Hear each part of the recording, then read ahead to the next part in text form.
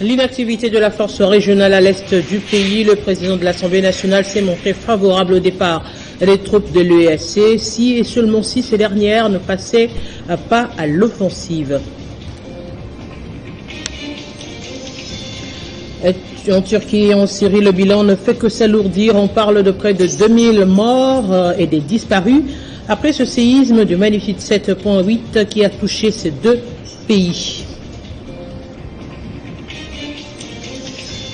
Et en culture, l'Assemblée élective de la Société congolaise de droits d'auteur et des droits voisins a tenu au Musée national des élections qui ont vu l'artiste Blaise Boula être élu président du conseil d'administration. Il place son mandat sous le signe du travail et de la rigueur dans l'unité.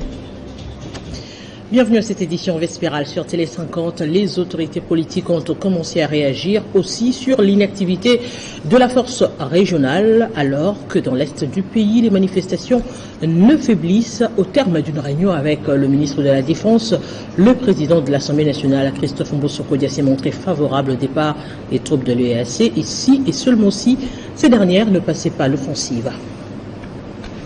Après des scènes de chaos que la ville de Goma a vécues ces derniers temps, des barricades, des grosses pierres jonchant les principales artères de la ville pour empêcher la circulation des véhicules, excepté quelques motos circulantes, Goma a été une ville morte. La population du chef-lieu du Nord Kivu a exprimé sa colère dans les rues contre la force régionale de la communauté de l'Afrique de l'Est, EAC en sigle, qui est restée très inactive face aux terroristes du M23 depuis qu'elle a été déployée dans cette région voilà plus de 3 mois. Devant cette réalité, les députés nationaux ne sont pas restés insensibles. Voilà pourquoi la commission défense de l'Assemblée nationale a convoqué une réunion sécuritaire pour évaluer la situation. Et au sortir de l'audience, Christophe Mbosso-Kodia donne la teneur de ces entrevues. Nous, au nom de la représentation nationale, notre peuple tient à ce que notre armée se ressaisisse, prenne un sursaut d'orgueil pour barrer la route au M23 supplétif de l'armée rwandaise.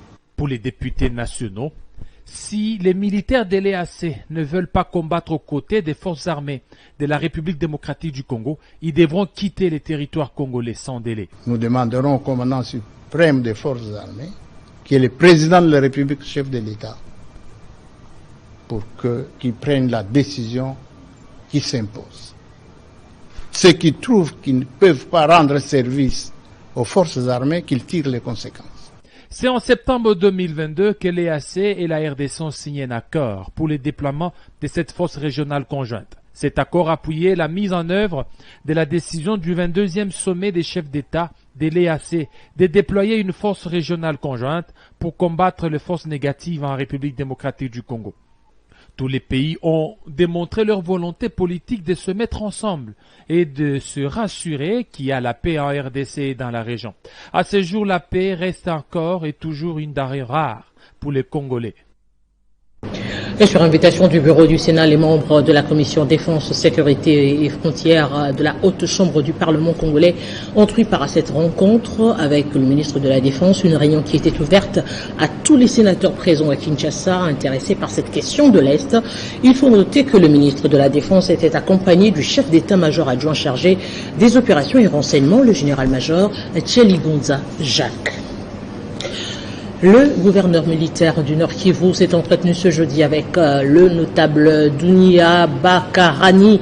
Des questions sur l'avancée du M23 et le déplacement des populations fuyant la guerre ont été au menu des échanges et comme piste de solution, cet ancien parlementaire propose une rencontre entre le président Félix Tshisekedi et Joseph Kabila en vue son expérience dans la gestion de ce centre de crise après avoir dirigé la RDC pendant 18 ans. Le M23, c'est déjà vu.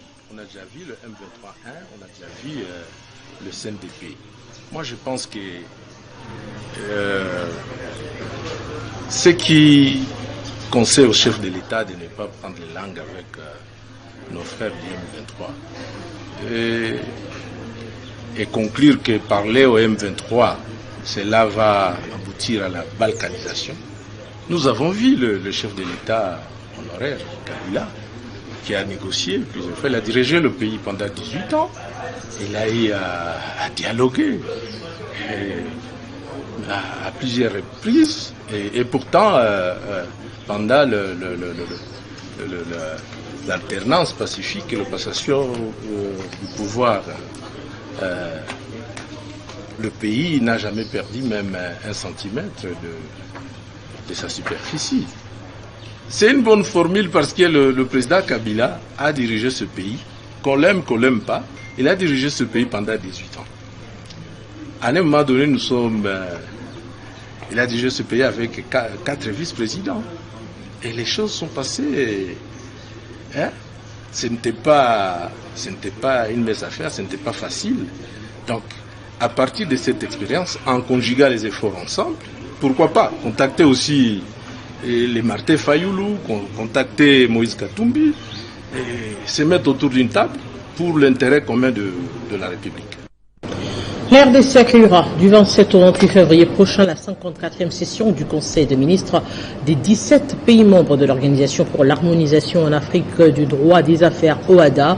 En prélude de ces assises, la ministre d'État en charge de la justice et garde de soi a présidé hier mercredi les travaux préparatoires de cette session. Lors de cette réunion des travaux préparatoires, les participants ont adopté la feuille de route de la mandature de la RDC qui sera marquée par la commémoration en octobre prochain des 30 ans d'existence de l'OHADA, mais cette fois avec de nouvelles bases empreintes de cordialité et de franche collaboration entre les différentes structures de cette organisation afin de faire avancer celle-ci et laisser ainsi aux générations futures des empreintes indélébiles. Les travaux de ces jours constituent à proprement parler ma deuxième grande activité en cette qualité de présidente du Conseil des ministres de l'OHADA. Rendons à l'OHADA ses lettres de noblesse au cours de cette année trentenaire. Que son étendard soit porté encore plus haut. Mon vœu est que nous formions désormais un seul bloc afin de faire avancer notre organisation commune et laisser ainsi aux générations futures des empreintes indélébiles. J'ai jugé utile d'inviter à Kinshasa les animateurs des institutions de l'OHADA ainsi que leurs principaux collaborateurs en vue d'échanger sur les principaux défis de notre organisation et de baliser la voie pour une session ministérielle empreinte de sérénité. Pour le secrétaire permanent de l'OHADA, c'est une nouveauté avant de saluer la présidente du Conseil des ministres de l'OHADA, la ministre d'État, ministre de la Justice et garde des Sceaux, Rose Mutombo Kiese, qui a innové en la matière avec toute son équipe du ministère, exprimant le souhait de voir l'OHADA franchir le cap après la 54e session du Conseil des ministres sous le leadership et le dynamisme impulsé par la RDC. Le fleuve Congo a abrité du 7 à ce 9 février les travaux des sous-comités des marchés financiers du comité des gouverneurs des banques centrales des pays membres de la SADC, activité dirigée par le vice-gouverneur de la Banque centrale du Congo, Dieudonné Fikiri Alimassi. Dans cet élément plutôt, on revient sur la cérémonie d'ouverture de ces assises. La cérémonie d'ouverture de ces travaux a été présidée par les premiers vice-gouverneurs de la Banque centrale du Congo, Dieudonné Fikiri Alimassi. Pendant 3 jours, du 7 au 9 février 2023, les délégués des pays membres de la SADC ont échangé sur les questions importantes des marchés financiers, notamment l'évolution des centres des marchés financiers de la sous-région, l'évaluation de l'état d'adhésion aux normes internationales, ainsi que le partage des données des marchés financiers en vue d'attirer les capitaux nécessaires au financement de leur économie. J'ai noté avec grande satisfaction que le sous-comité est en train de réfléchir sur les initiatives à insérer dans le prochain plan stratégique, portant notamment sur la problématique du développement des fintech, du fait qu'ils peuvent servir de levier pour faciliter non seulement l'approfondissement et l'intégration des marchés financiers, mais aussi et surtout le développement des sources de financement alternatives des gouvernements ainsi que le développement des investissements transfrontaliers. Que je déclare ouvert les travaux du sous-comité de marché financier du comité du gouvernement de Banque centrale à SADC et vous souhaite bon travail Ces travaux permettront également à la République démocratique du Congo, dont les marchés financiers demeurent encore embryonnaires, de tirer davantage les expériences des pays de la sous-région avancés en la matière. On revient encore sur la succession Mobutu qui sollicite l'implication des autorités pour avoir accès à sa concession 6 au numéro 6359 dans la commune de Kalamou, aujourd'hui spoliée par des personnes sans documents sous prétexte d'avoir acheté cette concession auprès du ministre des Affaires sociales, Action humanitaire et Solidarité nationale. Pas d'intox ni confusion, la concession portant les numéros 6359 du plan cadastral de la commune de Kalamou est une propriété privée de la succession Mobutu, mais aujourd'hui s'y jette à une confusion émanant de certaines personnes mal intentionnées et qui l'ont vendue auprès d'un sujet libanais, induisant en erreur le ministre des Affaires sociales. Pour la petite histoire, après la mort de l'ex-première dame d'Isaïr, le 22 octobre 1977, une structure en sa mémoire fut créée par ordonnance présidentielle afin de perpétuer ses œuvres sociales et se fit la fondation Maman Mobutu, organe public à caractère social et administratif.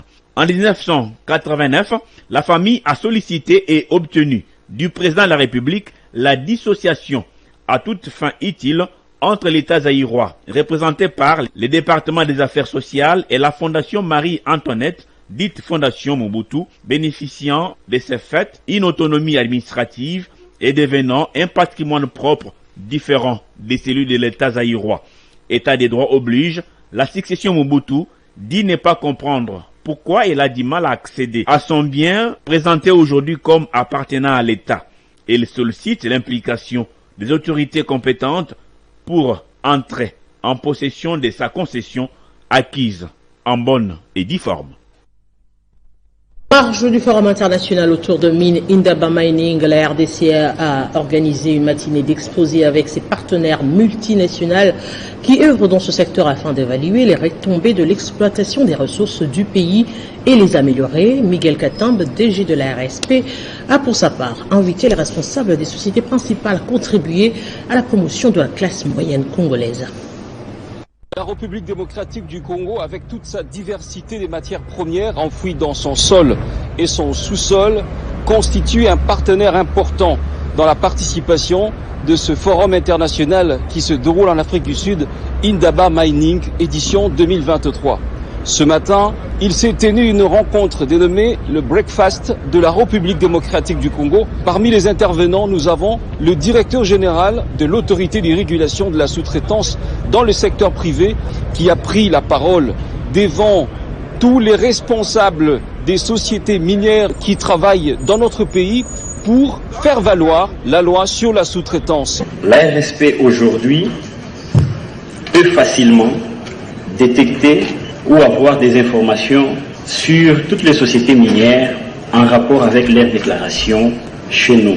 Les chiffres qui sont déclarés au fisc et les chiffres qui sont déclarés au forum et les chiffres que nous avons par rapport à l'implication dans la sous-traitance, il y a un contraste.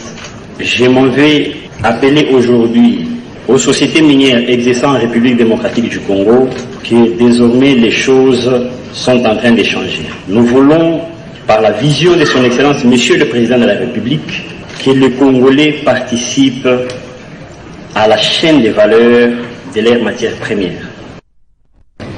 Après les autorités coutumières du Grand Katanga, cette fois ce sont ceux du Olomami qui viennent en soutien aux conseillers du chef de l'État, Dani Banza. Ils fustigent en même temps les politiques qui, depuis un certain temps, s'emploient à discréditer sa personne dans les réseaux sociaux. Le chef coutumier en appelle à l'unité et au vivre ensemble. Toutes les autorités traditionnelles de la province du Olomami se sont retrouvées dans la ville de Kamina, chef-lieu de la province du Olomami. À l'unanimité, ces chefs coutumiers ont condamné des propos discourtois qui se sont pérennisés dans les réseaux sociaux sur la personne de l'ambassadeur Dani Banza Maloba, actuellement conseiller du chef de l'État en intégration régionale. Parmi ces autorités traditionnelles du Olomami, on peut citer le grand chef Yves Kissoula, grand chef Kabondo Dianda, celui de Kinkonja, ainsi que les chefs de groupement Zoa, Lupanda, Nyang Manga, Kingo, Kafungo, Lukamvwe, Mulongoi et d'autres groupements qui composent le Olomami. Pour ces autorités traditionnelles de la province du Olomami, Dani Banzamaloba, fils du terroir, mérite le respect pour les loyaux services qu'il a rendus et continue de rendre au pays. Nous nous inscrivons ensemble avec le chef de l'État dans la promotion de la paix et de la stabilité. Mettons en garde tous les politiciens en mal de positionnement qui s'en prennent à la personne de notre fils du Olomami. Ces gardiens des coutumes mettent aussi en garde les détracteurs de l'ambassadeur Dani Banzamaloba qui complotent contre lui pour salir son image ainsi que sa personnalité. La paix et la stabilité, voilà le souci des autorités traditionnelles du Olomami qui renouvellent à l'occasion leur attachement et soutien au chef de l'État, Félix Antoine Tshisekedi Tshilombo. Direction le Congo, le député national Passiza Pamba a mobilisé une foule importante lors de son enrôlement à Popokabaka. Une fois son devoir civique rempli, le leader congolais a appelé également ses militants à obtenir leur carte d'électeur. Nous sommes de la province de Kwango, précisément à Popokabaka, à plus de 350 km de Kinshasa. Le leader du coin a une nouvelle fois confirmé sa suprématie. La foule rassemblée l'accompagne à se faire enrôler alors que débute une grande tournée sur place. Après avoir rempli son devoir civique, le député national de la région a appelé les Kwangolais à s'approprier le processus électoral.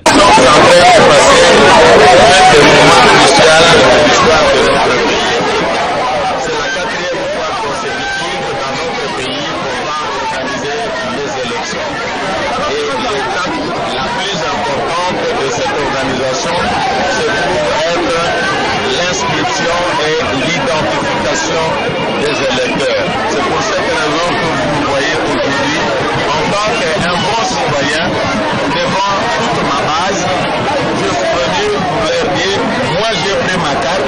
L'élu national a également prêché pour l'appropriation du programme de développement à la base, vision phare du président de la République. Nous avons aussi beaucoup échangé autour du projet de 145 territoires. Je crois que le comité de sécurité va faire une évaluation de ce qui s'est déjà fait pour que nous puissions amener les rapports à Kinshasa. La population de Popokabaka a témoigné sa reconnaissance à l'endroit de son représentant et aussi président du réseau des parlementaires africains contre la corruption qu'il a promis d'accompagner en toutes circonstances. Ferdinand Kitenge, coordonnateur national de la société civile révolutionnaire, a obtenu lui aussi sa carte d'électeur au centre de la CENI, érigée au lycée Motema Mpiko dans la commune de Lemba. Satisfait de la procédure, il invite les habitants de Lemba en particulier et du district de Moamba en général à un enrôlement massif. Accompagné d'une population hors pair de la commune de Lemba, papa, maman et jeunes, Ferdinand Kitenge, coordonnateur de la société civile révolutionnaire, est allé s'acquitter de son devoir civique. Une mobilisation tous azimuts de la Fikine pour une caravane de sensibilisation jusqu'au centre d'enrôlement érigé au lycée Mpiko. À son arrivée sous les animations des membres de la société civile révolutionnaire, Ferdinand Kitenge, bien accueilli par les personnels de la CENI, a rempli toutes les formalités requises de l'enregistrement à la capture jusqu'à l'obtention de sa carte d'électeur. Satisfait de la procédure, il invite la population du Moamba en général à un enrôlement massif. Nous sommes venus ici au centre d'enrôlement au niveau de Lemba pour remplir notre devoir civique. Parce qu'avec la carte d'électeur, on peut tout changer dans notre pays. Et ceci rappelle mieux le processus électoral parce que si nous avons la carte d'électeur, à ce moment-là, nous connaissons comment sanctionner le dirigeant et celles qui veulent nous diriger. Tout en appelant les peuples congolais qui n'ont pas encore fait cet exercice de venir s'enrôler massivement. Et surtout les enfants de Moamba, parce que Moamba, nous sommes là pour les représenter et nous allons défendre leurs intérêts et surtout au moment opportun. Bien avant le scrutin de décembre 2023, la société civile révolutionnaire compte veiller au sujet de la loi sur la répartition des sièges au niveau du Parlement. Et puis les députés honoraires et secrétaire général du mouvement social pour le renouveau émissaire Raphaël Loulou s'est ajourné à Kindu dont le maniement en date du 27 décembre 2022 au 22 janvier 2023 dernier. L'objectif de sa visite était de redynamiser le parti pro-Kabila afin de préparer les bases aux échéances électorales à venir.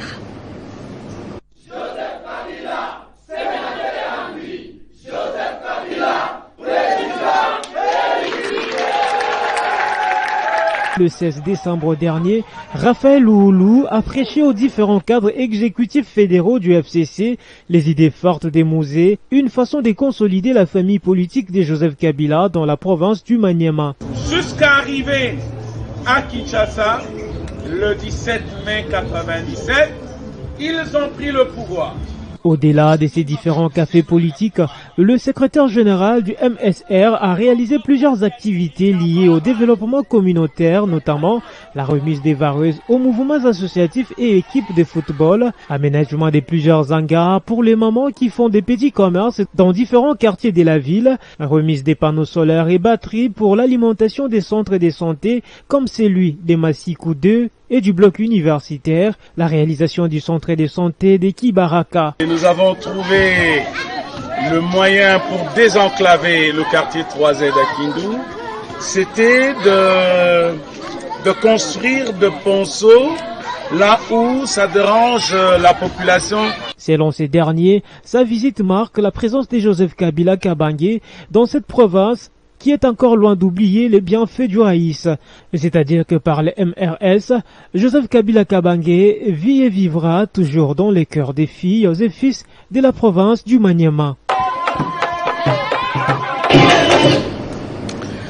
Et à la nouvelle Alliance des générations pour la République d'Adolphe Lumanou, les nouvelles sont plutôt bonnes. Tenez, le parti compte présenter officiellement le président interfédéral de Kinshasa le 25 février prochain à l'espace IMCA.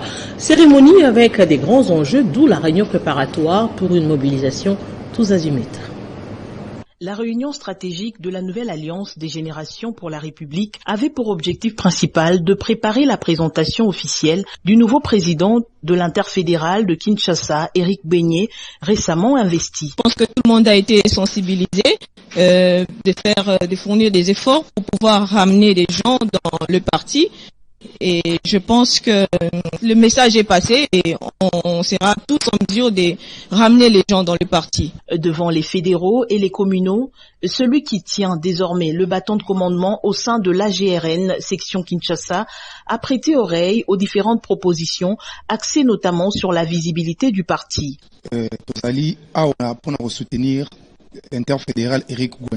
Nous sommes là pour sensibiliser tous les communaux à soutenir non seulement les partis, mais aussi notre président interfédéral qui sera présent officiellement ce 25 février à l'espace IMCA. Jusque-là, tout se passe bien. Les perspectives sont bonnes. Éric Beignet, qui porte à bras le corps l'idéologie du parti, membre de l'Union sacrée de la nation, n'attend pas le dernier moment pour agir. Il se lance dans la mobilisation pour la journée du 25 février à l'espace IMCA, où il sera officiellement présenté aux militants et sympathisants du parti AGRN, membre de l'Union sacrée de la nation, que dirige le professeur Adolphe Lumanou. Une foule a marqué la présence du parti Union pour la réussite du Congo au mausolée du feu Étienne Tshisekedi Wamulumba. C'était à l'occasion de la commémoration des 6 ans de disparition du Sphinx de Limité, signe d'alliance avec l'UDPS et Félix Tshisekedi. Nous sommes dans la commune de Lansele, au mausolée du feu Étienne Tshisekedi Wamulumba, et toute la concession du mausolée est colorée aux couleurs de l'Union pour la réussite du Congo, parti cher à Simon Ikomba, surnommé les petits bétons par le sien. Des milliers de membres de l'URCO sont venus commémorer la 6e année depuis la disparition de Etienne Tshisekedi Wamulumba, à qui Simon Ikomba attribue la paternité de la démocratie en République démocratique du Congo. Simon Ikomba, représenté par les hauts cadres de l'Union pour la réussite du Congo, qui vibrait aux côtés de l'UDPS pour célébrer cette journée historique et inoubliable. L'Union pour la réussite du Congo est parti phare, visiblement allié, de l'UDPS, dont l'accompagnement des actions de Félix Tshisekedi, chef de l'État, sans avoir ni ministre ni mandateur public, encore moins député. Simon Ikomba s'engage dans les combats de la réélection de Félix Tshisekedi aux élections de 2023. C'était attendu depuis le début de l'année. Le livre « La protection des données à caractère personnel en RDC » de Coco Kayoudi et Jean-François Enroté, tous deux avocats, a été présenté au public quinois ce jeudi. Il s'agit d'une première réflexion de ces deux hommes de loi. Parmi les participants, le ministre congolais du numérique, Ebirando Kolongele. Pour un si grand ouvrage, un grand édifice pour sa présentation, à savoir le fleuve Congo Hôtel de Kinshasa. Dans la salle, c'est un mix de personnalités politiques et non politiques venus assister au déballage de ce livre qui a tout d'inédit. L'avocat Koko Kayoudi a rappelé tous les enjeux liés à la protection des données à caractère personnel dans le contexte de la RDC et dans le contexte mondial. Il faut trouver l'équilibre entre l'impératif de la protection de la vie privée, mais aussi la nécessité pour le besoin de l'économie aujourd'hui de recourir à l'informatique, de recourir au numérique. Ce nouvel ouvrage est destiné à la fois au pouvoir public qu'aux entreprises et aux scientifiques. Les auteurs espèrent que vite seront mises en place des lois pour la vraie protection des droits des consommateurs. Monsieur le bâtonnier et moi avons voulu donner un premier éclairage sur une loi qui va introduire la protection des données et bientôt un code du numérique. La RDC est clairement en avance sur ces questions maintenant. Le nouvel ouvrage verni est ainsi présenté et publié aux éditions belges de Bryant. Sur place, plusieurs pièces ont été achetées par les participants, empressés de découvrir le nouvel ouvrage de haute facture scientifique. Et dans le monde, le séisme qui a frappé le sud-est de la Turquie et le nord syrien a fait près de 20 000 morts, selon le dernier bilan qui ne cesse d'augmenter, alors qu'un premier convoi d'aide est entré ce jeudi dans les zones rebelles du nord-est de la Syrie. Au 4e jour après la catastrophe, la France vient d'annoncer qu'elle allait mettre en place une aide à la population syrienne à hauteur de 12 millions d'euros après le séisme. On revient au pays pour parler culture. L'artiste musicien Blaise Boula est élu ce jeudi au terme d'une assemblée générale élective de Sokoda, président du conseil d'administration de la Société congolaise de droits d'auteur et droits voisins. L'heure est arrivée pour travailler, a dit le nouveau président de cette structure lors d'une interview suivante.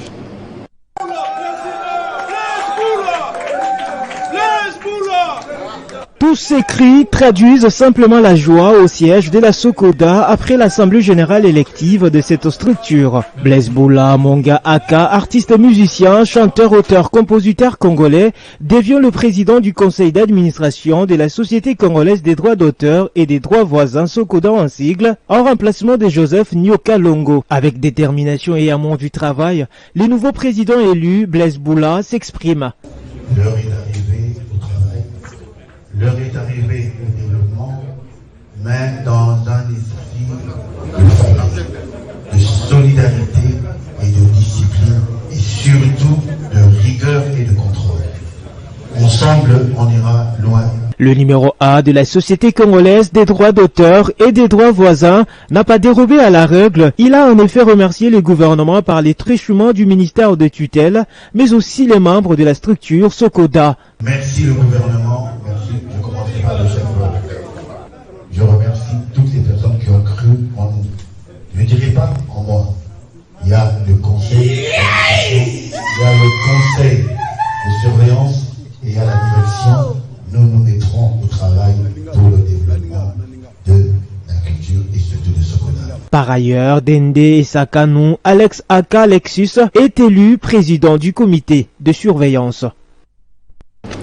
Nous on rappelle les principaux titres. L'inactivité de la force régionale à l'est du pays, le président de l'Assemblée nationale s'est montré favorable au départ des troupes de l'EAC, si et seulement si ces dernières ne passaient pas à l'offensive. Turquie et en Syrie, le bilan ne fait que s'alourdir. On parle de près de 20 000 morts et des disparus après ce séisme de magnitude 7.8 qui a touché ces deux pays il y a 4 jours.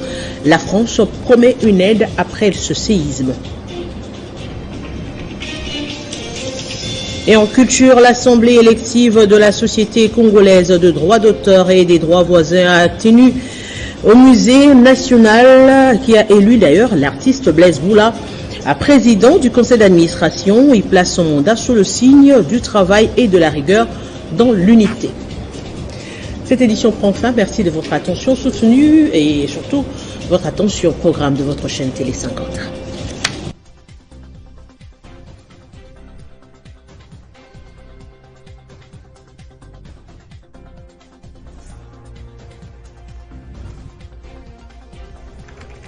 l'actualité reste incontinue.